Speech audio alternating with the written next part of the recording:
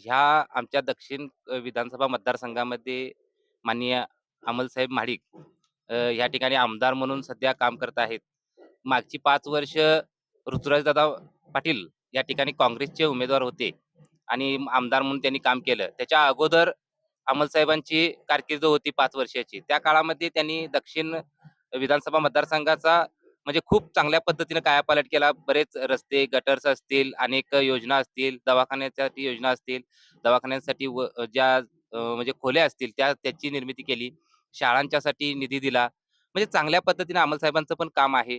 आणि आता आमच्या अपेक्षा अशाच आहेत, की अ, ह्या दक्षिण विधानसभा मतदारसंघाचं नेतृत्व अमल महाडिक साहेब करताहेत. तर त्यांच्याच बाजूचे किंवा त्यांच्याच विचारावरती चालणारं जर जिल्हा परिषदेचे सदस्य जर असतील, तर खऱ्या अर्थानं आपल्याला या उमेदवारांच्याकडून हीच अपेक्षा असेल, की अंमल साहेबांच्या माध्यमातून जितका निधी आपल्या ह्या भागासाठी आणता येईल आणि विकास करता येईल तेवढा ते विकास करू शकतील.